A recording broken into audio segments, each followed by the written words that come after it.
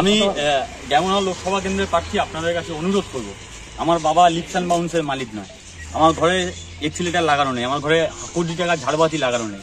আমি আপনাদের পরিবারের সন্তান, আপনাদের কথা পার্লামেন্টে তুলতে চাই। আপনারা জানেন কোন পরিস্থিতিতে দাঁড়িয়ে নির্বাচন করছি, তাই আমার পরিবারের কাছে, আমার অভিভাবক, আমার বাবা, আমার ভাই, আমার বন্ধু, আমার শ্রমিক বন্ধু, সবার কাছে আমি আহ্বান করব, আপনারা যারা যেমন সাহায্য আমাদের সাহায্য করুন। এই লড়াই আমি আপনাদের জন্য লড়তে চাই। সবাই মিলেই ওদের কাছে ইলেকট্রাল বন্ড আছে, আমাদের কাছে ইমোশনাল বন্ড আছে। আমরা চাই গোটা ভারতবর্ষের মাটিতে শ্রমিকদের মজুরি একদিনের জন্য হলেও বাড়ছে না, প্রতিদিন মজুরি কমছে, জিনিসপত্রের দাম লাফিয়ে লাফিয়ে বাড়ছে। আমার শ্রমিক পরিবারের বাড়িতে সংসার চলবে কিভাবে সরকারের কোনো কর্ণপাত নেই। উল্টো দিকে দাঁড়িয়ে এই শ্রমিকদের মজুরি চুরি করে, শ্রম চুরি করে মুনাফা লুট করছে আম্বানি আদানির মতো বড় বড় শিল্পপতিরা। তাই এদের বিরুদ্ধে আমাদের লড়াই। গত 5 বছরে এই রাজ্য সরকারের প্রায় 21,521টি কলকারখানা বন্ধ হয়ে গেছে। তাই এই লড়াই, বন্ধ কলকারখানা খোলার লড়াই, এ লড়াই শ্রমিকদের মজুরির লড়াই, এ লড়াই আমার আপনার মধ্যে, কারখানার মধ্যে আমাদের সামাজিক নিরাপত্তার লড়াই, এ লড়াই আমাদেরকে লড়তে হবে।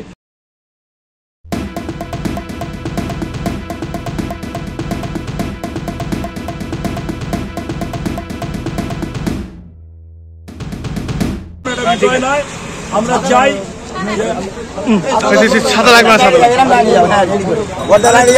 এখন আপনাদের সামনে ফজলুর রহমান কিছু কথা বলছেন, তারপরে কেউ যাবেন না, তারপরে আপনারা ঘোষণা করার পর আমাদের আজকের সমাপ্তি ঘোষণা করবো। কংগ্রেস নেতৃত্ব, এখানে আমার অভিভাবক, শ্রমিক ভাইরা, সবাইকে আন্তর্জাতিক শ্রম দিবসে অনেক অনেক অভিনন্দন, সংগ্রামী অভিনন্দন। আজকের যে প্রেক্ষাপটে আমরা দাঁড়িয়েছি, একটা দেশের নির্বাচন, সেই নির্বাচনে যে সরকার দেশের মসনদে বসে আছে, প্রতিদিন শ্রমিকদের কিভাবে শোষণ করা যায়, শ্রমিকদের রক্ত চুষে কিভাবে মুনাফা করা যায়, তার ব্যবস্থা প্রতিদিন করছে। আপনারা জানেন যে নতুন করে শ্রম কোড, নতুন শ্রম আইন নিয়ে এসছে, যার মধ্যে দিয়ে আমার আপনারা শ্রমিক যারা আছেন তাদের অধিকার প্রতিদিন কিভাবে খর্ব করা যায় সেই ব্যবস্থা করছে। গোটা ভারতবর্ষের মাটিতে শ্রমিকদের মজুরি একদিনের জন্য হলেও বাড়ছে না, প্রতিদিন মজুরি কমছে, জিনিসপত্রের দাম লাফিয়ে লাফিয়ে বাড়ছে। আমার শ্রমিক পরিবারের বাড়িতে সংসার চলবে কিভাবে সরকারের কোনো কর্ণপাত নেই। উল্টো দিকে দাঁড়িয়ে এই শ্রমিকদের মজুরি চুরি করে, শ্রম চুরি করে মুনাফা লুট করছে আম্বানি আদানির মতো বড় বড় শিল্পপতিরা। তাই এদের বিরুদ্ধে আমাদের লড়াই। এবং উল্টো দিকে দাঁড়িয়ে এই রাজ্যের যিনি সরকার আছে, তৃণমূল কংগ্রেসের সরকার, প্রায় এই বিগত 5 বছরে, গত 5 বছরে এই রাজ্য সরকারের প্রায় 21,521টি কলকারখানা বন্ধ হয়ে গেছে। তাই এই লড়াই, বন্ধ কলকারখানা খোলার লড়াই, এ লড়াই শ্রমিকদের মজুরির লড়াই, এ লড়াই আমার আপনার মধ্যে, কারখানার মধ্যে আমাদের সামাজিক নিরাপত্তার লড়াই, এ লড়াই আমাদেরকে লড়তে হবে। আমি প্রতীকী একটা চাবি নিয়ে ঘুরছি, যত বন্ধ, এইখানে যেহেতু খোলা আছে এইখানে নিয়ে আসিনি, যত বন্ধ কলকারখানা আছে সেই বন্ধ কলকারখানা খোলার দাবিতে এটা প্রতীকী চাবি।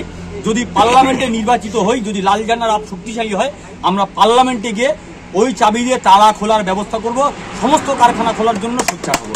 তাই আপনাদের কাছে অনুরোধ, আসুন একসঙ্গে কাঁধে কাঁধ মিলিয়ে এদের বিরুদ্ধে লড়াই করি।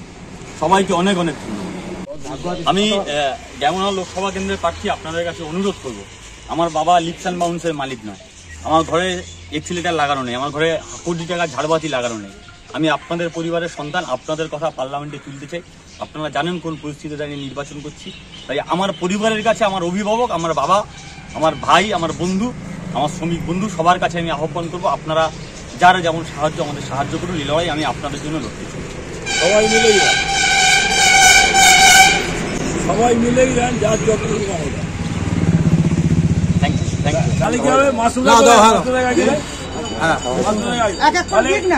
কমরেড একটু সবাই সাহায্য করে একটা প্রতীকী আমরা আজকে দেখাতে চাইছি, এবং প্রতীকুর রহমান নিজে ক্যান্ডিডেট, আমরা চাইব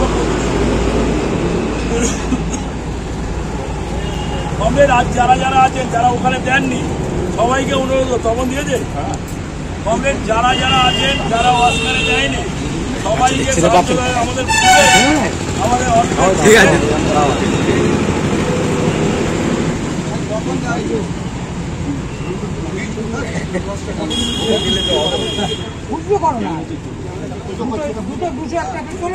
কত টাকা ওদের?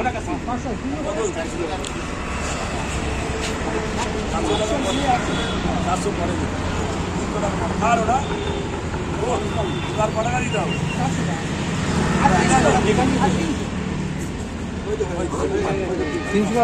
তাহলে কমপ্লেন আর কারো সাহায্য যদি করা সম্ভব হয় অনেক অনেক কৃতজ্ঞ। আমার বাবা লিপসান বাবু, ওদের কাছে ইলেকট্রাল বন্ড আছে, আমাদের কাছে ইমোশনাল বন্ড আছে। প্লিজ চুরি করবেন না।